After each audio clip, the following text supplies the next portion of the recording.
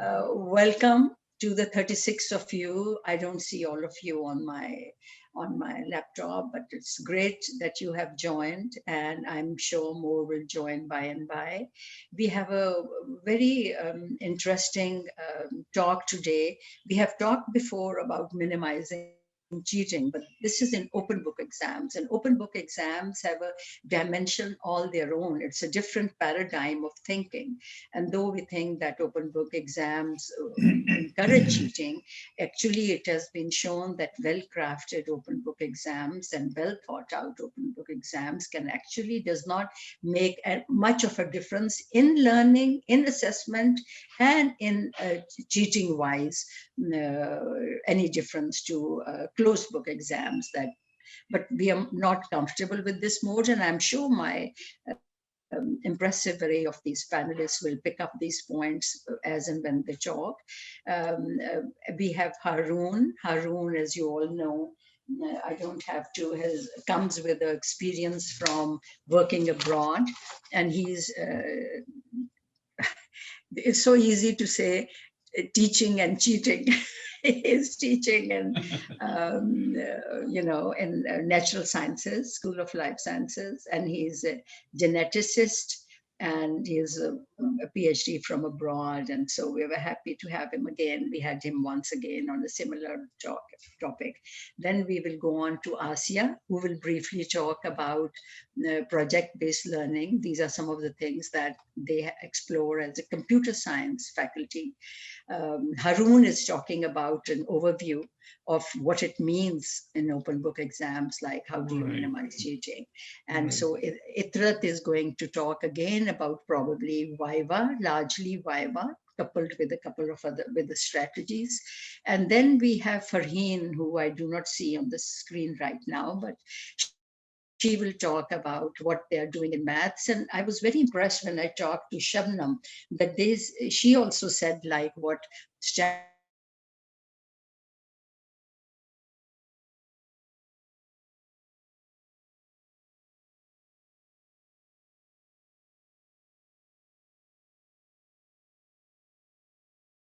and science to that is going to, he is an expert in Moodle, and I volunteer him every time, much to his chagrin. I apologize, Shinho. But what you can talk about, what are some of the deterrents in Moodle MCQs and some other strategies that you have used, and how you have found students counter it? And so you're going to share your experience, and what are the ways you as in faculty try to do so that you can counter what students are good at doing. But remember, when we go into an online mode, our default setting as faculty is on trusting the student. But that doesn't mean we do not do obvious things to thwart any possibility of cheating. So I am going to start, first of all, with Haroon. Over to you to set this big picture for all of us. Thank you. I think this is an ongoing.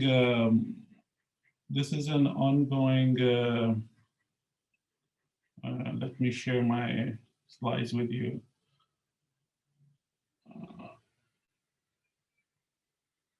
We are having an ongoing challenge that how to create effective assessment strategies, and basically I think before even we joined for this seminar, we were talking that it's basically at the 11th hour we're doing this, so it's not going to be perfect. Let me just say that right out on the outset. Because we cannot create something so polished and well thought out right off the bat, because these things take time. But these are the days that we are living in, and we have to adapt to them. So I just wanted to, I have been thinking about putting together some sort of open book exams, and I went through during my training in my graduate classes, at Western in Canada, in Iowa City, and at Johns Hopkins. We had quite a few classes where we did open book exams, and profs used to give us open book exams. But what are open book exams? And we have some idea of what they are. Okay, but most of us are still pretty new to them. Open book examination is assessment methods designed in a way to allow students to refer to either class and notes summaries. They can be used for memory from memory aids or textbooks or other approved materials while answering those questions. And you can actually create them for either undergrad or graduate classes based on what your course is and what your course requirements are, and you can fashion them accordingly. But it also means that students are provided with exam questions prior to sitting formal exams or complete a take-home exam. So why use them, right? The main premise for open book exam is to devise questions that require critical and analytical thinking. In there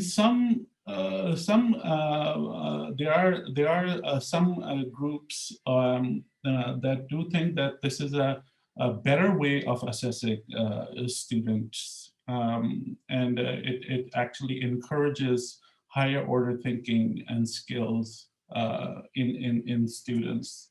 But there are pitfalls too to this. The main issue that arises when making use of open book exam is teachers may not know how to develop or devise effective exam questions, or students may have this lull security or false security of sense of security that, you know what, I have an open book exam and I'm going to look at I have an open book, so I have all the answers that are at my disposal, but students may be falsely assume that the exam will be easy and students will be able to find the answers in the textbook. So there are pitfalls here as well when we talk about open book exams. So there are considerations when designing open book exams, which we need to think about, that I have been thinking about.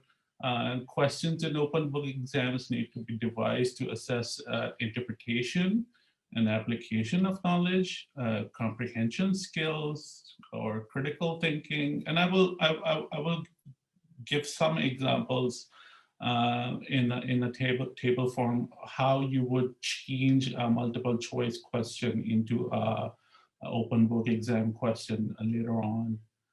Make use of case-based exam questions that require students to apply critical reasoning skills, devise clear, unambiguous questions to limit student confusion, and time spent interpreting the questions so students can spend their time making use of their textbook memory to effectively answer the questions. Such that they devise questions that require students to apply and make use of the information from their textbooks. So these are some of these are just general considerations, and we will also post these slides for you guys to later on think about when you're creating your assessments as well, and you're creating your exams. But designing your questions for overall exam paper with the learning outcomes in mind, that is, what skills and knowledge are you trying to assess, right? Because we're all coming from different disciplines. So what kind of skills and knowledge are you trying to assess is going to be the key here. So you need to think about, when you're creating an open book exam, basically have the students communicate to the students that what you are expecting from them.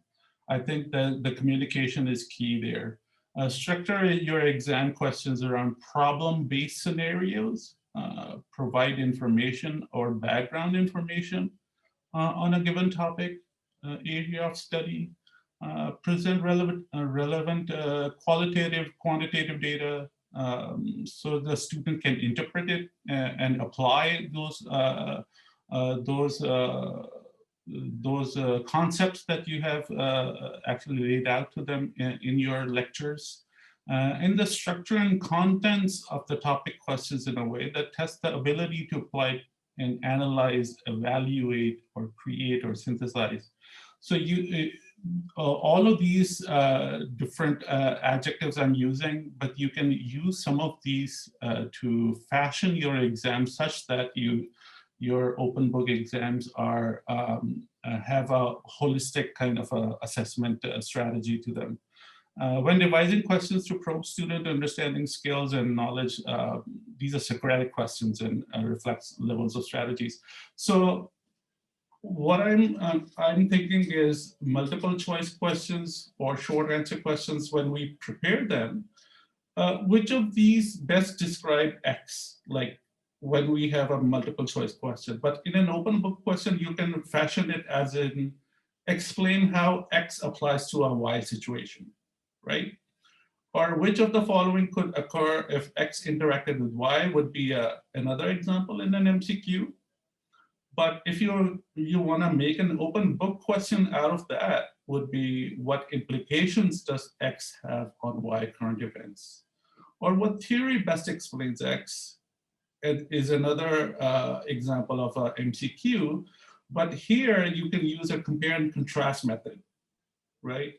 So you can ask your students to compare and contrast between concepts or theories that you have actually devised or you are posing to them. So MCQs that you have in your data banks, question banks, can be fashioned as such that they can be created into open book questions. And it's a task that does not require a lot of effort when you're creating them. So then that is basically what I've been thinking. So I will post them online as well. And if the next presenter wants to talk about Idrit or Roxana, you can ask the next presenter. Okay, thank you so much. I think you did just the right amount of time and you have set the pace for some of the things. And Itrat, you were worried that he would not be able to finish on time. Oh my God, so many slides. He didn't write on time. So we have 74 of our faculty with us. I am Asia. Before I call you, you are the head of computer science, and one of the reasons I picked up 3 faculty from 3 distinct quantitative disciplines was that the first thing that comes to a mind when doing an open book exam is MCQs by these 3 disciplines. And having read some material while I was preparing the brief on open book exams, I realized there was a lot more that could be done. So I reached out, and there are lots of other quantitative disciplines that use quantitative concepts like physics, like chemistry, economics, environmental sciences. All these at different stages have quantitative concepts to deal with. So how do you work around open book exams, which seem to be very, you sort of remember them and sort of regurgitate them, but is there a way around making them more higher order and critical thinking? So Asia, Itrat, and Farheen have each discussed it within the faculty before they have come out with some of the options that are going to stage in front of you. So Asia, delighted that you could join us. Over to you. What do you do in computer sciences per se, and it applies to other disciplines with similar content? Hi, thank you so much, Dr. Roxana. I will share my screen now.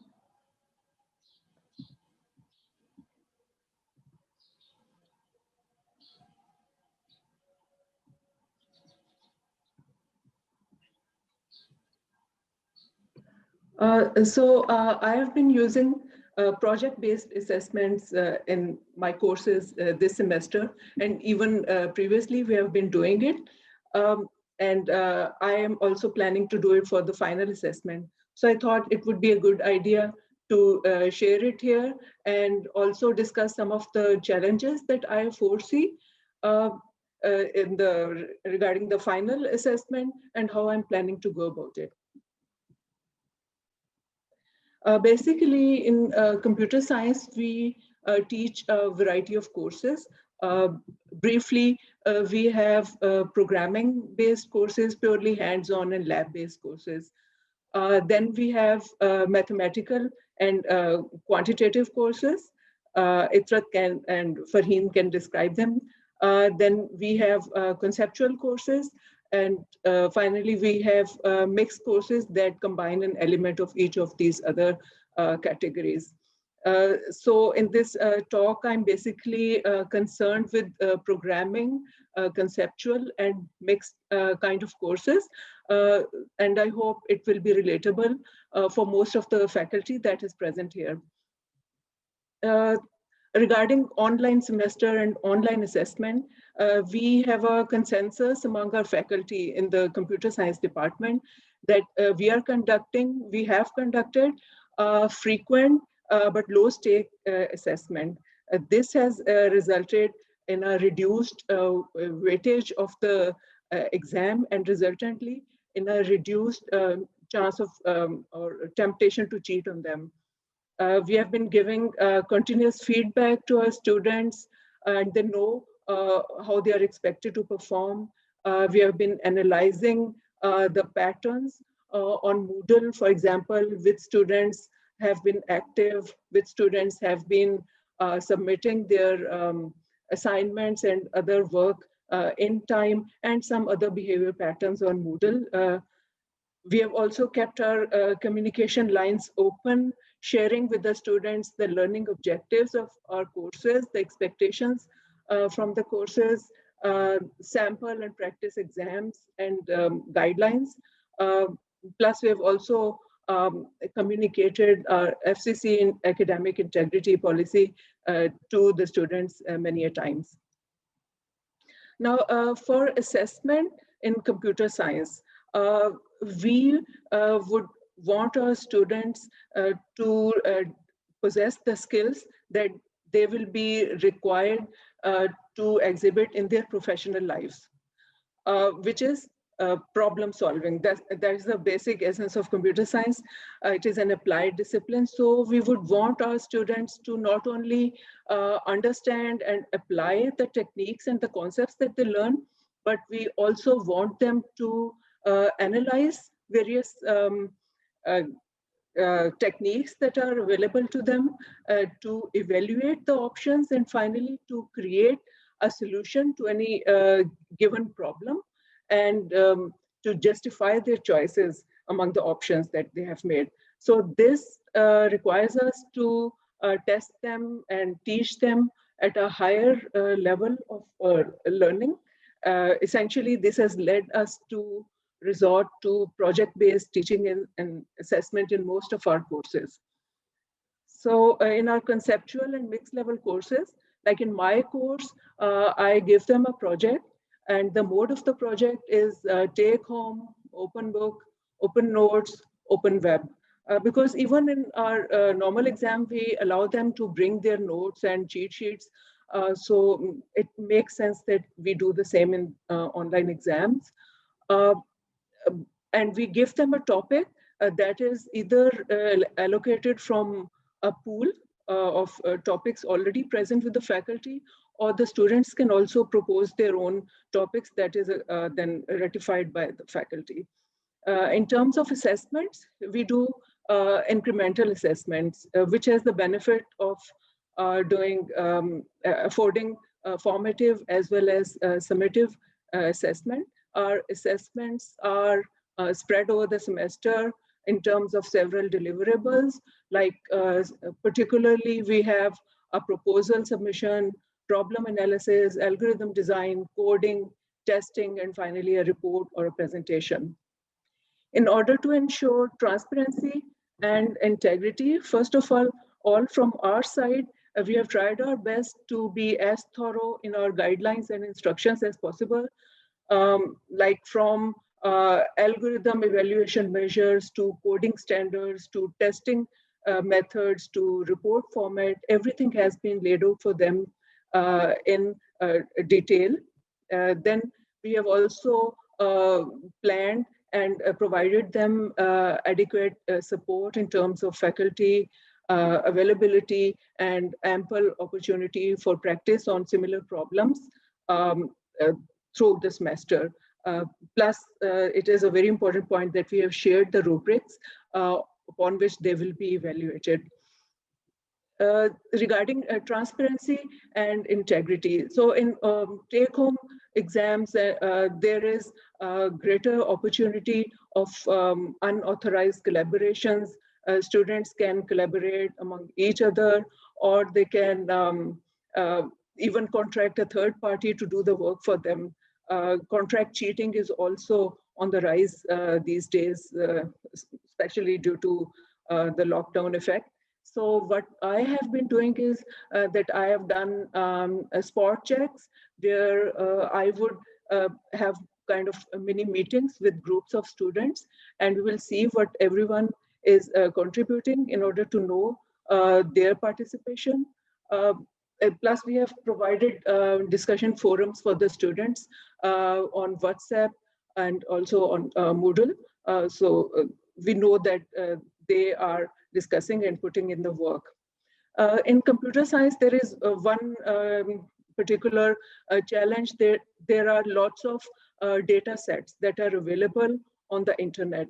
And these data sets mostly are foreign data sets. And the problem is that there's a lot of work that has been done on those data sets. Solutions have been developed, research has been done, and all of that is available. So we want to avoid plagiarism on the work that is available on the internet. So what we have done as a preventive measure is that we require them to work on relatively unprocessed data sets as well as on local data sets, which are not as processed. So I normally refer them to data sets available on Pakistan Open Data or on Open Government Data. So these are the data sets. Otherwise, they can create their own data sets. We have a viva as a follow-up to the project where we ask analytical and interpretation focused questions that require them to demonstrate why they implemented a certain feature and how they implemented it, what was the reason for choosing a particular algorithm over another. So this also tends to handle the problem of collaboration and plagiarism. In coding, that is in programming, we require them to comment each line of code so that we are sure that they know the purpose behind it. And we run the software plagiarism detection tools like MOS from Stanford is being used. For programming and lab courses, again, we have a project-based exam. The topic is assigned by faculty. It is a scenario-based exam. And it is a timed and open book exam. The students are required to submit an algorithm and code. Again, there is a complementary viva where the students, normally our faculty likes to conduct it individually. They schedule different slots, and for the viva, students are free to choose among these slots, and then they are scheduled accordingly. It is done online these days, or if the students are available according to the or even scheme. And what they do, if it is online, they share the screen and work on some online programming tools, and they also have a session on the chat where they can input their text for the faculty. The questions that are asked in the viva are basically coding and conceptual questions that can relate to project as well as to the course overall.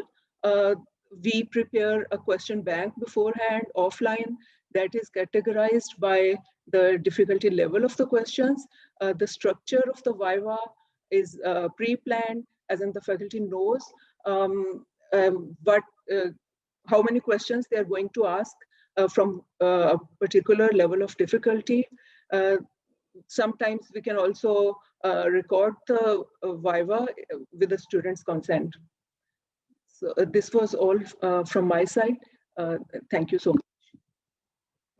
Asia, you have covered fantastic points. There was actually a question by Shahid. What do you do in a lab, computer science lab? And I think your last slide responded to that. I hope, Shahid, you are satisfied.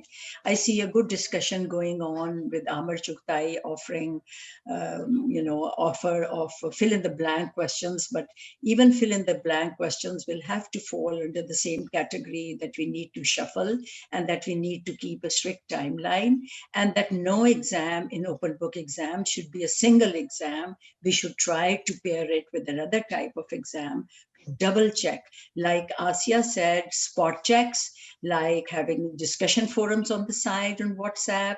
And I have also seen that a lot of where work is done in formula and quantitative data, and they deliver it on the computer, faculty have asked for rough work by hand done by the student to be sent also over to the teacher to show the teacher that they did the rough work themselves. And that rough work, like we said, if it's contextual based questions, then they cannot copy those local or context based questions from the international material available on the net. And so you minimize cheating. A great Asia roundup of some of the things. Over to you, Ithrat. We will take questions. Please put them in the chat as and when the speaker is citing the points, so we can respond to them at the same time. Ithrat, looking forward to your, what are your ways of doing, you talking about viva, and that's very important. Thank you. Exactly. Thanks a lot very much, Dr. Asia and Dr. Haroon. It was very elaborated as well. And certainly there may be something we have to repeat it over here as you talk about the viva. But as in Department of Statistics, we have the meeting in the last week, and we have discussed for the higher order, we have to take the project base and the viva voice sort of things. And for the low level, like the 100 level, we will ask these short questions, and it has already been explained. So I'll confine myself with the viva. That's it. So thank you very much. And can you see my slides, my dear? Yep. Of course. Okay. Yes. Okay. So it's over here. Perhaps Viva is one of the most reliable option for open book take-home exam in this pandemic, you can say, to minimize the cheating. How you can conduct it for the assigned task already. You have to assign the topic to the student in advance with prepared presentation and without preparing a formal presentation. We can conduct the Viva by two modes, with prepared presentation and without preparing a formal presentation, just by the topics. Then what we can do, how we can assess these things. We can assess the students, the series of the questions, then multi-step questions, then the higher order critical thinking questions. These already had been discussed basically, but I will tell you in the different mode. Like we have it average phenomena of the class, that this is the average student of our class, and we have to make our question paper like the average student has to be fulfilled the all requirement, at least 80 or 90%. Don't make so tough things. So this is the same mode you have to repeat with the viva voice.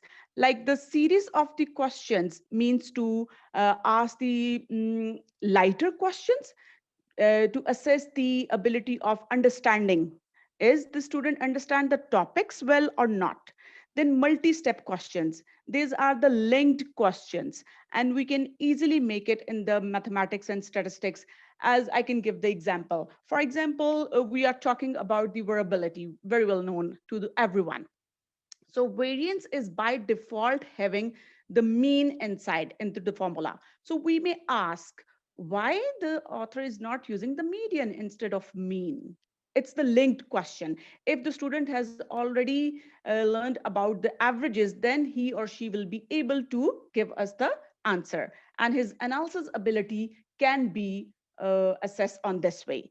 The higher order critical thinking question, like you can say, it's we can tell to the student to make the hypothetical scenario for the particular topic where the application of a particular topic is complying. For example, we may ask, what is the application of the normal distribution? In which scenario? What are your suggestions? Like that. So these three things mode you can use for the viva, I think so. And it's fulfilling the cognitive level of Bloom's taxonomy, which already talked by the Dr. Asia in very well manner, in which we have to remember and understand, apply an analysis, and evaluate and create. And all these three things are covering over here. And certainly we are assessing for learning. It's AFL mode we need to use rather than to AOL. The AOL stands for the assessment of learning. But I think so it's better to use the assessment for learning.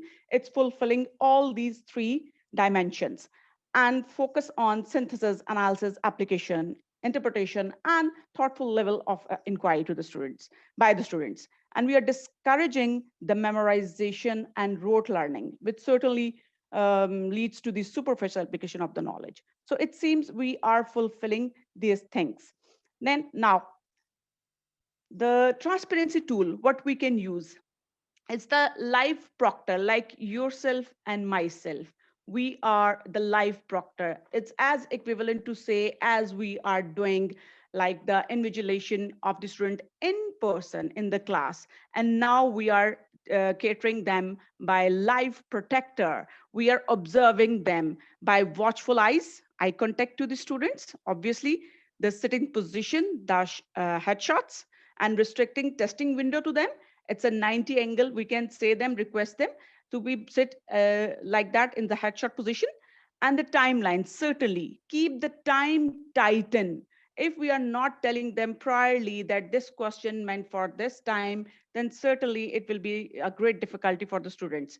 So the timeline should be tightened priorly and tell them to the student about that. Set up the exam to show one question at a time. That it minimizes the cheating in the sense, if the student is covering within the 30 minutes his task and the next student has come to the window, so the student is not able to tell his or her peer that this has been done. So I think so it's better offer different set up the exam to show one question at a time, to ask one, and prohibited backtracking. It's very well known to everyone. And for different versions of the same test, which we can do in the shuffling form. We can shuffle the questions. We can twist the, you can say the idea behind the question is same, but we can twist it and use the similar words to ask the same question, that they cannot trigger the cheating by them. So if you, and one more thing, kindly do that. If you use topics from the book, which are not even the well-renowned, but be sure to change the notations, the scenarios, and the data set. Because since the popular, the textbook have many of their problems already solved online somewhere. And the students are very much smarter than us, and they can access to these sites very quickly. So we have to be careful about these things. And now this will be happen all the things if and only if. It's one IFF stands for if and only if. We usually use in the statistics and mathematics the terms if and only if the vice versa has to be true. If and only if the prior instructions and setting on part of the instructors has been done. So we are, obviously, it's a hectic job, but we need to plan for that. And the academic integrity on part of the students will be followed. So these two things are like say vice versa of them. If it will happen, then we will can conduct a transparent, most probably transparent academic outputs. Thank you very much. Excellent. So I will try to finish it up. Excellent. Ittrat, I was especially impressed with that multi-step questions that you put into Viva. I think multi-step is when you take it through a series of higher order levels of thinking skills. And I am especially, I want to put, when you're doing these tools and putting them with viva is one thing, but Asya talked, I found, and I should have alerted everybody to that slide where MCQs, she said, do not check the highest level of higher order thinking, and that was of creating. Exactly.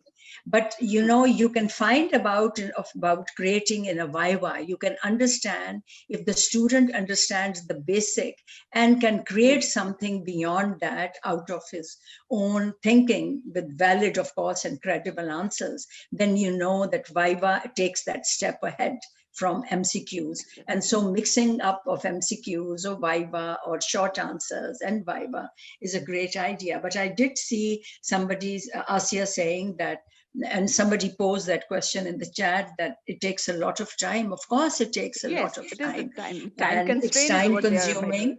And so perhaps you could explore, like Asya said in the chat, group vivas. Can you put up group vivas? Can Yes. you put up, for example, would you respond to that, Ithrat? How would you put up a Yes. group viva? Yes, we can put up the group vivas. As in person we did. We assign to the students, you can say, a task, and they conduct this survey. Now online we can put up like that. 2 or 3 students, we can make a group of them and assign them the same task. Actually, it will save the time, I think so, as it previously did in the in-person classes. So what we did, we assigned them a topic and said, okay, go and collect the data on that. I know it's not the reliable way by emails or by soft copy. You got the responses. It's not much reliable, but we are testing the statistical tool, what they are applying on that. For example, if they got the data and of proportion and they're applying the mean on that, so it's fail. So they, in the group, it was 2 advantages over here, that saving the time, and second is they have to share their ideas and brainstorming, so student can be learn from each other. Maybe they are shy to ask the question from the teacher, and it's 2 ways over there, so we can save the time as well, and they can learn in the group presentation. So group presentation is a good idea. I think so. I can be in Yeah, the favor yeah. of that, and I think. But I think it's worth trying for people who have large classes, and I think most of you do have large classes. I do see that there's a question of people saying that when you make the time tight, students sort of complain about the poor connectivity, and you have no way of knowing if they're saying the right thing or not. In this case, I have seen some faculty who let them have a second try, but they tell them that a second try will mean 5 marks less than what you would have got had you made it on the first try, irrespective. That will cut down students sort of making their way through by saying the wrong thing. Like I said before, our default setting is to be on trust of the student rather than the other way around. But if you put up tight, like Itrat said and Asiya said, communicate expectations and tight ones before time, and make sure they know what are the protocols of an open book exam, and you include all these things in there, it will make it more difficult. Now over to yes, And one Itrat, more you thing, want? I would one more thing. Yes, And Dr. Trimble has given an idea about the open window to solve the connectivity issues. yeah, In his mail, I think 2 weeks ago, he sent to us, and he said that we can give the opportunity to students for the open window exam. Na? yes. So the students such have any connectivity issues, so priorly we can tackle them. We can give them the open window exam. So I think so. We have to look in that as well. Yeah, But please I keep the time tightened. It's yes. one of the mean to for Yeah, transparency. because you say in a Moodle that you can access this Moodle, the quiz, for example, it's like a 10-minute quiz and you've timed it for 10 minutes, but you Hmm. give them a 48 hours window. And you Exactly. tell them you can Exactly. tackle it in the next 48 hours, but when they Exactly. start, it will finish in 10 minutes. And that's In the 10 minutes. window that and so their chances of complaint might go down. Over to Farheen. Farheen, I don't see you on my screen, but I know you are right there. So please, will you talk a bit about what maths is doing? Because I know maths, you were a part of a learning group and you are all very keyed on to learning and trying new things. So over to you, Farheen. Unmute yourself. Unmute, please. Sorry. Yeah, that's okay. That's okay. Thank you so much. It's really a pleasure to speak from this forum. One thing, I'll turn my video off because there are some connectivity issues over here in S block. So I am at the moment turning the video off, and then I'll Please. continue with. Yeah, that's okay. Please. It's undoubtedly a challenging task to design and develop open book exams that inquire students learning knowledge and skills, and at the same time we can keep the integrity intact. Which practices are helping us out in Department of Mathematics? I'm going to mainly brief on that. But before I move on towards those practices and procedures, which we have been following and which we intend to follow in our final term exam as well. Let me share three main components of our assessment, which are conceptual understanding, procedural fluency, and problem solving. So in all our assessments, let it be assessment of learning or assessment for learning, we evaluate our students against these three variables. And now I'm going to share the screen to continue further. So mainly I'll continue with respect to two courses, advanced courses and elementary courses. Let me start off with elementary courses. We here have a mode of assessment is through Moodle and Zoom. And in each of the assessment, each assessment consists of three types of questions. That is MCQ, short question, and essay question. I hope I am audible to everyone. Yes, you are. Okay. So MCQs, short questions, and essay here means long questions, and these assessments are often followed by a viva exam as well. And for the viva, we have the same you can say protocols which have been discussed earlier as well. I'll mainly focus on the written examination which we keep on which we conduct through Moodle. How can we somehow keep the integrity intact? So what we do is we have experienced, in fact, a strong bond between teacher and student, makes them more engaged in learning, makes their learning process more enjoyable, and at the same time, it turns them into truthful individuals. One, they know you trust them, they don't break it. Most of them don't break. They definitely reciprocate. We often appreciate them of their honest efforts, and this brings in this inspires others to be honest as well. Then time and again we make them aware of how important integrity is in all areas of life, and what could be the consequences to them if they don't do their work themselves, or if they indulge themselves in some activities which are not allowed or which are prohibited, for because these are the courses which are elementary courses, which are basically prerequisite for many other. So sooner or later they have to bear the results in terms of their learning and grades. Obviously if they have scored somehow they have scored even, so they are definitely going to suffer later on in later stages of life. Now the ones who don't fit in this frame, for them, designing of questions. How do we design our question? First of all, we make at least 4 variants of each question. This variety, in fact, reduces the probability of collaboration among students. When it comes to nature of questions, we have been flipping the nature of questions even before pre-COVID era, but now somehow it's mandatory. So rather than asking them questions like solve these, because one thing is there are many apps that can solve a question for them, including all steps. So we have to keep a check on that as well. So rather than asking them solve these type of questions, we give them a question mostly, but these are not the practices which are hard and fast, but there are a mix of practice. Mostly we give them solutions, and that solution can contain an error, and they have to identify the error. That error could be a logical error, could be either in modeling, or could be a calculative error. So they have to identify the error, the line which contains error, and then they have to rectify it. Or they have to explain how is that solution obtained by inserting some mathematical operations, or by inserting some brackets, something like that they have to do to make that solution, to justify that solution. There are snips from the exam, from the previous papers, which is dealing the same thing. Then once we have framed all questions, we do post over the internet so that we can see what relevant resources are available.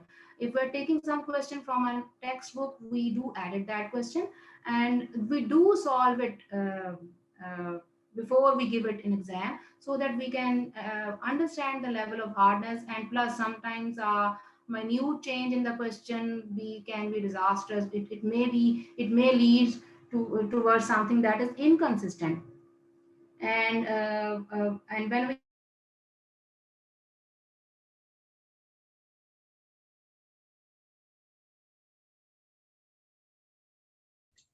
Her voice has dropped. Farheen, are you there? So these are the practices which we are keeping in terms of our when we frame our question. And one more thing, we don't use question bank now because students have the previous questions with them, and their connections are much stronger than we can think of. So we don't recommend, or in fact we don't use the previous questions that have been asked to them. Oh, And then there are some Moodle protocols which we have time and again learned from the CLT sessions. We keep the option of shuffling the question and answer enabled. We keep the review and feedback option off. There is sequential navigation which is turned on, which means student will, if he has moved on the next question, he will not be able to come back. So this somehow is controlling much of the you can say cheating scenarios. So these are some things which we are doing at elementary level. Uh, when I move on towards advanced courses, there are some other practices in addition to these written tasks. We have a variety of courses here. We have computational courses, pure courses, and applied courses. So we keep going the practice of written exam, and with that, we may require them to make a audio video presentation in which they prepare a PDF or PowerPoint, and then they explain that all what they have worked on, and record it and send it to us. We do have in some courses coding tasks as well, meaning thereby students have to implement the task using some computational tool. We mostly use MATLAB for that, and here the criteria are the same as explained by Dr. Asia. Oral exams are helping a lot, and here again students can be given a topic and they are supposed to explain, or short questions can be asked as Dr. Idrat has explained in her slide. Then we have customized problem solving assignments, which means we vary them according to their roll numbers. And again, a sample example from the paper is on the left of the screen. And then Moodle exams are all there, which for which we have the same protocols as I explained earlier. So this is somehow we are this is somehow is helping us. So I would like to thank you, Dr. Roxana, for your timely support and all those sessions which you had to train us to conduct these exams. And if you have any question, I'm all ears. You were very, very clear. Thank you so much, Farheen. And the fact that you covered by the introductory courses and the senior level courses, I think was very remarkable, because there is a difference. And that question did come up in the chat before, that how do you do that? And you gave very good options. I especially liked what you talked about, that you give an answer beforehand and then ask the student to sort of talk about the processes that led to that answer, or put in a wrong answer, one of the wrong components in that answer, and have the student find out which one is that. And then you said shuffling questions, using Moodle, settings to make sure that minimum cheating happens. And one thing that I think I need to clarify for the short answer quizzes is that while for other quizzes, Moodle does give you an answer, for anything that needs a writing, that is like in short answers, is a longer sentence or more of writing, unless it exactly matches the answer that you have put up in the Moodle settings, even a right answer worded differently will show up as a wrong answer in Moodle. Yes. So you are advised not to use Moodle for checking of anything more than a specific answer, like in MCQs where they have to mark something that's written down or fill in the blanks and so on and so forth. I don't see any more questions, and I think, Shinho, you were worried about the time. We have covered all the questions as we went along, so the last 10 minutes are yours and yours alone. Over to you.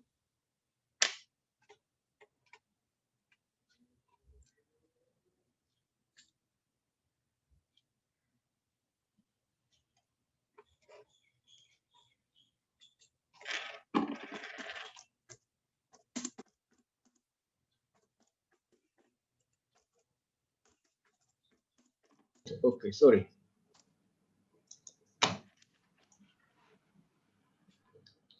Yes, thank you so much, Ruxana. I'm Dr. Shinho Jung, Associate Professor of the Environmental Science Department.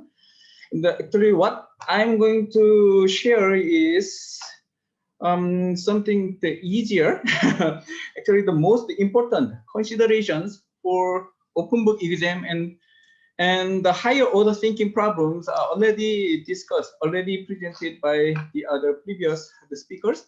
What I'm going to focus is this. Actually, my point is making the open book exam affordable to instructors as well as students while minimizing cheating. Because actually, I wanted to do it easier because the typical existing MCQs and short answer question that we have been doing can be fit into the open book exam structures with affordable effort. Because the making that the open book exams, I mean, the 100% perfect is very actually difficult for the instructors and the students both, unless the practice has been implemented for a long time or enough experience. Unless the teachers or instructor have enough experience to do so, making it is not easy. And also for the student, it is not that easy. It is difficult. So actually, I wanted to make it, affordable for the instructors and the student as well. We actually do not need to make all questions to be higher order thinking problems, because what I'm thinking is there is always some basic knowledges that do not need a higher level thinking, but need to be included in the test. So my strategy is utilizing existing MCQs, and so this is MCQs and the short answer question to be fit with the open book exam structure. I have been doing this since 4 years back, and then I have implemented the open book test. Then definitely it was the offline open book test, but it is just changing into the online. But I just slightly changed it something. What we can do is, what I am doing is, MCQs can have around 70% of total mark, and we make 50% more question. If I want to give the 20 questions, then I make 30 questions, and then use the question bank in Moodle, and different set of the question can be given to the student by random selection from the Moodle system automatically. You can utilize it. That is quite useful, really useful to minimize the cheating. And Shinho, sorry to interfere. Could you sort of change your PowerPoint slide if you have to? We're just seeing your first page. Oh, really? I changed it. Sorry. No, we do not see the next page. We are on the front page. Okay, then I will share one again.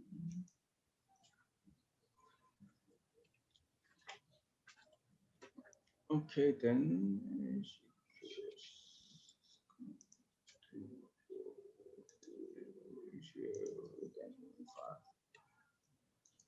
Yes, great. Oh, yeah, We're on this. Yeah, thank you. Yeah, that actually, this is the purpose that I want to make it easier.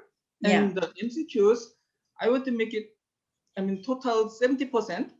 And then I usually increase the number of choices, the more than 4. Actually, preferably I make the choices 6, sometimes the 7, like that, many choices rather than using just the typical 4. And as you know already, the shuffle the question numbers and choice number, that is very easy to do it in the Moodle. Just check it, that option, then it can be done.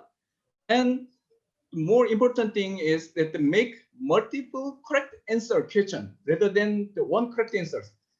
So make it 2 correct answers, 3 correct answers, even 4 correct answers, even all of them are correct, or just one correct answer. That will make the student to think more carefully, and they consume more time. And we have to set the negative marking for wrong choices. That is very important in the Moodle. And when we do not set the negative marking here, there will be a chance that the student can select all the answers and then they can get the maximum mark. So if you want to make a multiple correct answer questions, you have to set negative mark for wrong choices. For example, just you can deduct a 0.1 mark. The calculation is not difficult because Moodle automatically grade it, checking all the marks. So that is easy. And the short answer questions, I usually give the 30% of total mark. This is actually for making the questions to be higher order thinking problems. As I mentioned earlier, higher order thinking problem, we do not need to make all the problem to be higher order thinking problems, in my opinion. So just the 20-30% can be the higher order thinking problem. But as Ruxana already told, do not use short answer options, short answer questions in the quiz of the quiz function of the Moodle. That does not work properly unless the wording is exactly matching. It will say that is wrong. So rather than using short answer question in the Moodle, it is better to use just essay. Use the essay. Then only disadvantage of the using essay is the manual grading. We have to grade manually, but it is much better than using the short answer. So this is the typical composition that the MCQs 70% and the short essay question 30%. So another thing that I want to mention is the keeping the time very tight. So that is to minimize collaboration and working together. All the other materials, the internet source or the internet forums or any kind of material are allowed to see, but the collaboration with others are not allowed. So copy and paste from the another student is not allowed. But there is the very important thing that I want to say is, actually, no one wants to help his or her classmate better marks than himself or herself. No one will sacrifice his or her time to help others. Yeah. First of all, they will finish their exam first, and then if they have enough time, they can help somebody else. So making the time very tight is quite important. So giving too much time is discouraged. In the case, one problem may arise, that is even the good student cannot finish their exam, right? The good student also cannot finish exam if we do not set the time properly. If time is too much short, some student cannot get a good mark, even the good student. In the case, we have to do the relative grading rather than just the absolute grading. So even if they cannot finish all the questions in the exam, still they can get the highest mark, so that they can evaluate it as the top students. So relatively marking system, they can get a good grade. So the tight timing is more important. And as I told you in the MCQs, we can make it quite difficult, but it will minimize the cheating. I have been doing this, but many students actually complain me that the MCQs is more difficult than subjective question. So don't worry to use the MCQs if you increase the number of questions and the multiple correct answer question with the negative marking and random selection of the questions to be given different set of the question, then that will minimize the cheatings in the acceptable level. That is my opinion. Okay, that I finish it. Shinho, I think you made excellent points, even though you came towards the end, and I wondered if you would add, but the points that you added about different options that you gave and how to make it easy for both the student and the faculty, that was a very important point that you made. And there were some other things that I forgot to write them down, but you gave a very good couple of options that were not given before. And so thank you so much, everybody. Most people are leaving because they have a class. And Shinho, your points, because of a dot on, as you, talked about some of the things that you're doing. There was one thing that struck me, and Asya or somebody, if you remember, please say, we hadn't discussed it before in either of the people. You talked about giving time. You talked about, if you go back on your PowerPoints, there's one point that was very, very strong, and I think we need to alert that to most faculty. Shinho, could you put up your slide, the second last slide? Second last slide, wait a moment. Okay, share. Okay.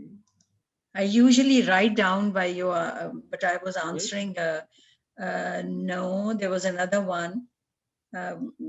This third one. There was a point in here, shuffle questions more, rather than one. Negative marking, that we hadn't considered. The negative marking we had considered for a second trial, that if students give them 3 trials, but give them a negative marking for every consecutive trial.